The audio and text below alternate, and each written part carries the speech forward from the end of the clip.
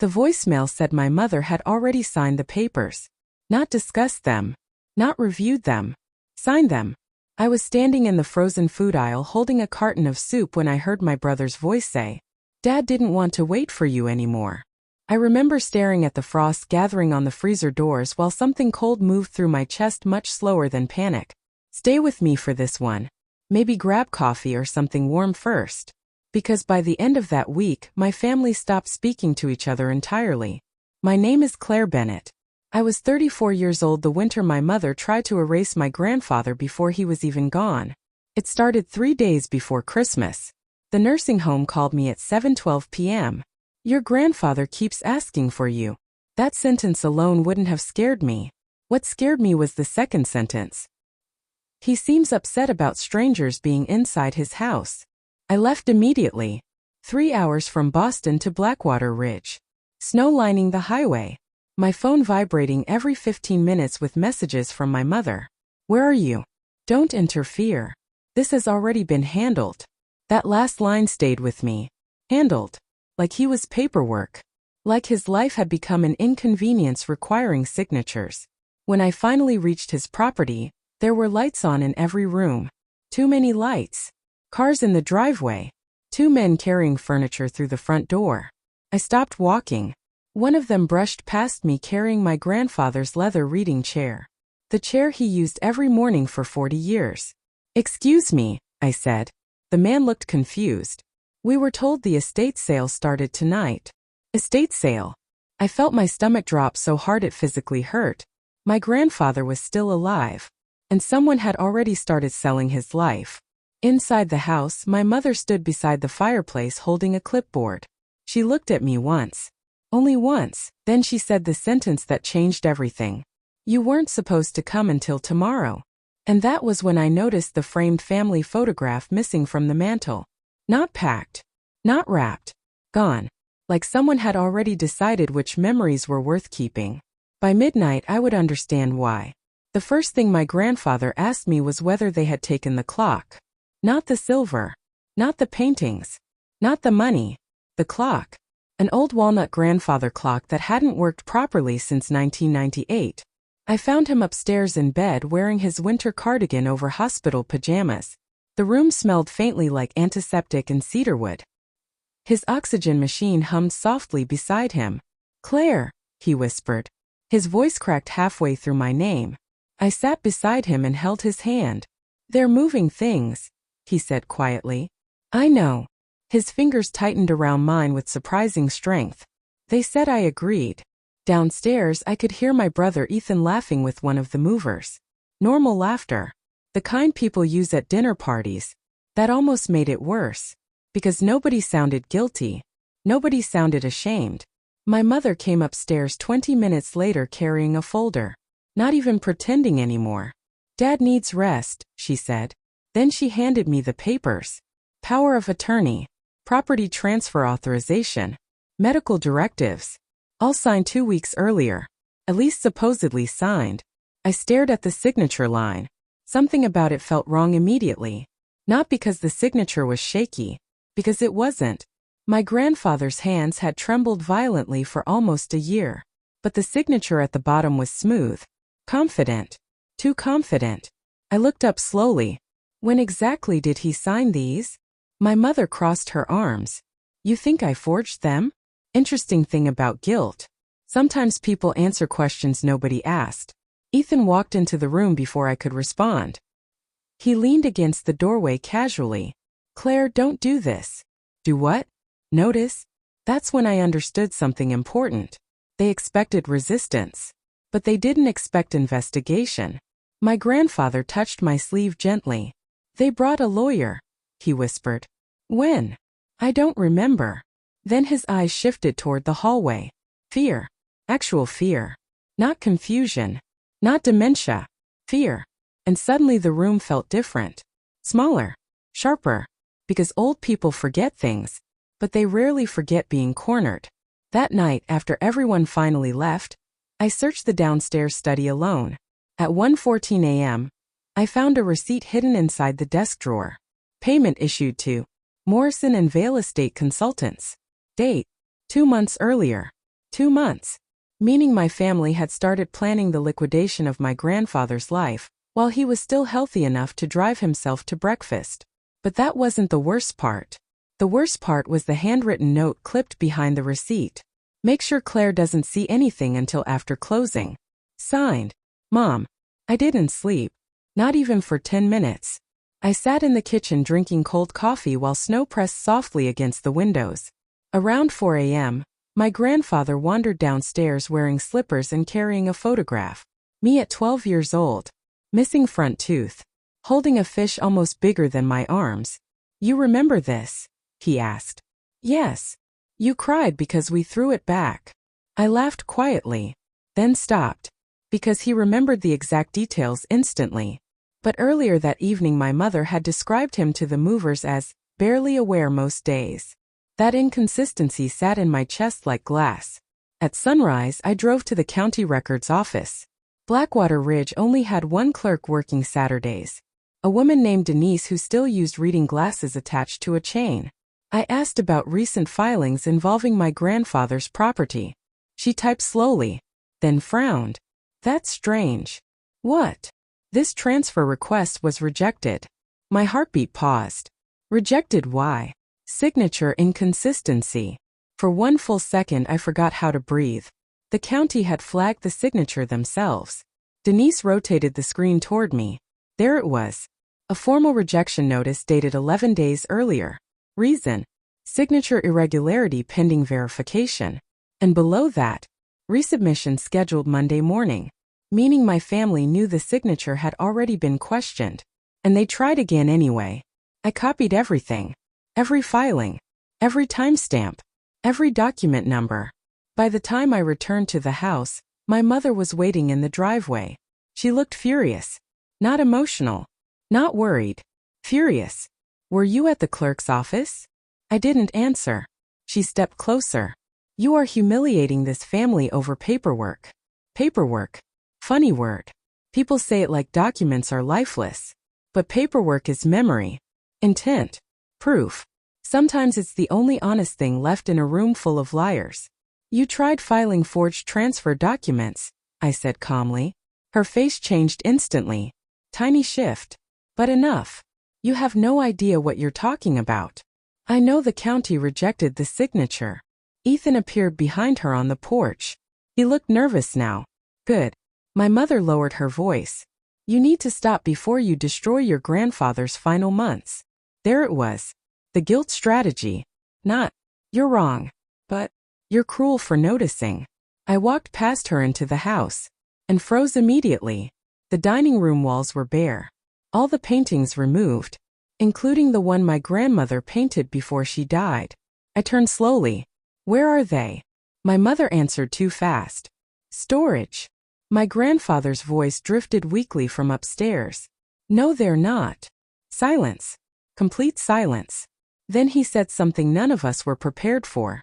I heard them discussing prices. Everything became quieter after that. That's the strange thing about exposure. People don't always explode. Sometimes they retreat. Whisper more carefully. Close doors softer. My mother stopped speaking openly around me. Ethan avoided eye contact entirely. But I noticed new things. The realtor visiting at odd hours. The constant phone calls. The way my mother carried her phone face down now. 3 days before Christmas, a black SUV pulled into the driveway at noon. A man in a charcoal coat stepped out carrying a leather portfolio. Not family. Not local. Professional. He introduced himself as Victor Hale, asset transition specialist, which sounded like a corporate way of saying, person who turns grief into inventory. He sat with my mother in the study for 40 minutes. When he left, I followed him outside. Did my grandfather authorize this sale personally? Victor adjusted his gloves carefully before answering. Ms. Bennett, families usually prefer privacy during these transitions. Not an answer. Which meant yes or no would both hurt them. Interesting. I stepped closer. The county rejected the transfer. That got his attention. Flicker. Tiny. But real. I'd suggest discussing concerns with your family attorney. We don't have a family attorney. Now he looked genuinely uncomfortable. Because someone had told him we did. That evening I searched every cabinet in the study. At 9:42 p.m. I found it. A second folder hidden behind old tax binders. Inside, emails. Printed. Dozens of them. Between my mother, my brother, and Victor Hale. One email froze me completely. From Victor Hale. Subject: Cognitive decline timeline. Once competency deteriorates further, challenges become less likely to succeed. I read that sentence 5 times. Not because I misunderstood it. Because I understood it perfectly. They weren't protecting my grandfather. They were erasing his memory. That realization changed something inside me permanently. I stopped hoping this was a misunderstanding. This was strategy. Calculated.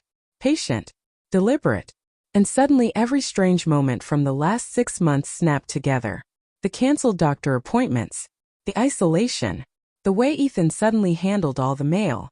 The way my mother kept insisting visitors tired him out. No. Witnesses tired them out. That night my grandfather called me into his room again. Snow tapped softly against the windows. The oxygen machine hissed beside him. "Claire," he whispered. "I need you to listen carefully." I sat beside him. He stared toward the ceiling for several seconds before speaking again. "There's another document." My pulse jumped. "What document?" "In the garage." "Where?" "Under the workbench." His breathing became uneven. "They never found it." I waited. Then he looked directly at me. Perfect clarity. The kind that only appears in rare moments near the end.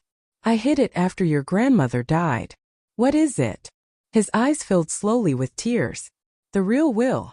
And downstairs at that exact moment, I heard my mother unlocking the study door. I waited until after midnight. The house had gone still by then. Only the refrigerator humming. Only wind outside. Only the occasional cough from upstairs. I slipped into the garage wearing my grandfather's old winter coat. The air smelled like motor oil and frozen wood. Under the workbench, behind paint cans and rusted tools, there was a loose floor panel. Exactly where he said. My hands shook lifting it. Inside was a metal lockbox. No key, but old metal bends easier than people think. I used a screwdriver from the pegboard. 10 minutes later the latch snapped open. Inside were photographs, bank records, letters, and one sealed envelope labeled in my grandmother's handwriting. For Claire only. I stared at it for a long time before opening it. Inside was a letter dated 9 years earlier.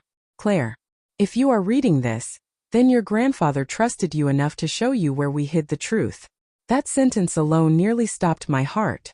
The letter explained everything. My grandparents had loaned Ethan money years ago. Hundreds of thousands. Failed business ventures. Hidden debts. Creditors. My mother knew. My grandfather covered everything quietly to protect the family name. But the final paragraph changed the entire story. If Ethan ever tries to force the sale of this house, it won't be desperation.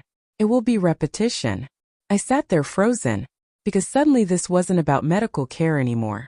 This wasn't a tragic family disagreement. This was a cycle. And my grandparents had seen it coming years ago. There was another document beneath the letter. The original will. Signed. Notarized. Clear. The house remained protected under family preservation clauses until my grandfather's death. No sale permitted under medical incapacity without independent cognitive review. In simple English, my mother and brother never had authority to sell anything. Ever. Then I found the final page. An amendment. One added 6 months earlier. Beneficiary adjustment upon evidence of coercion or exploitation. My name. Not Ethan's. Not my mother's. Mine. I suddenly understood why they were panicking. If exploitation could be proven, they lost everything. Footsteps sounded outside the garage. I shut the box instantly. Voices. My mother. "Ethan. She's becoming a problem," Ethan whispered. "We're almost done," my mother replied. Then Ethan said something that made my blood run cold. "What if Grandpa tells her about the hospital?" Silence. Long silence. Then my mother answered quietly. "He barely remembers that night." Hospital? What hospital? Nobody had mentioned a hospital. And suddenly I knew. There was still one piece missing. The most important one. I found the hospital records the next morning. Not through my family. Through a nurse named Elena who recognized my grandfather's name immediately. He came in terrified, she told me quietly. Terrified of what? She hesitated, then lowered her voice.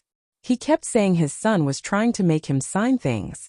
Every muscle in my body tightened. When was this?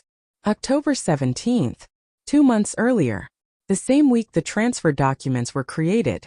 Elena disappeared briefly and returned with photocopies. Not official. Not technically allowed.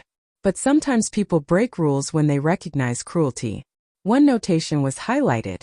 Patient states, "They won't leave until I sign." I stared at the sentence until the words blurred. Then came the next line. Visible distress observed when family enters room. Family. Plural. Not just Ethan.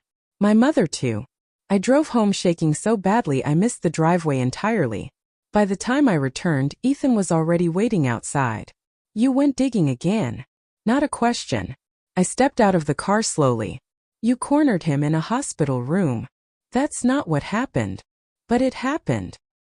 He ran both hands through his hair aggressively. You think I wanted this? Interesting. Again. Not denial. Never denial. My company was collapsing, he snapped. I had investors threatening lawsuits. So you sold Grandpa. His face twisted instantly. You have no idea what pressure feels like. No, I said quietly. I just know what betrayal looks like. That hit him harder than yelling would have. Because truth delivered softly feels personal. He stepped closer. Mom said you'd make this ugly. Ugly. Another interesting word. People always call exposure ugly. Never the behavior itself. Just the moment someone finally points at it. That evening, my grandfather had one of his clearest nights in months. He sat at the kitchen table drinking tea slowly while snow fell outside. I remember the hospital, my grandfather said quietly one night while staring into his coffee. Then he admitted something that changed everything. He remembered my mother crying. He remembered Ethan shouting. And he remembered refusing to sign papers they kept pushing in front of him. Then he whispered the sentence that destroyed what was left of our family. The house mattered more to them than my pride. At that exact moment, a floorboard creaked upstairs. Someone had been listening. My mother froze when he raised his voice and said, I'm not confused anymore, Margaret. By Christmas Eve, the entire house felt cold and tense, like a courtroom before sentencing. Nobody decorated. Nobody celebrated. Still, my mother insisted the buyers were coming. Even after forged documents had started unraveling. Even after hospital records surfaced showing my grandfather had been pressured to sign paperwork while confused and medicated. When the attorneys arrived, I placed the original will and hospital records on the dining table. The buyer's lawyer read them silently before asking one devastating question. Were these disclosures intentionally hidden from us? Nobody answered. The deal collapsed immediately. The buyers walked away. The legal firm backed out the moment they realized there were competing documents and possible fraud involved. But the real moment that broke the room came from my grandfather himself. Standing weak but determined in the doorway, he looked directly at my mother and said, You stopped seeing me as your father. You started seeing inventory. For the first time through all of it, my mother looked ashamed instead of angry. A few weeks later, my grandfather passed away peacefully at home while snow fell outside his bedroom window. Before he died, he asked me something I still think about constantly. Did they ever stop loving me? I told him the truth. No. Because sometimes people love you and still hurt you anyway.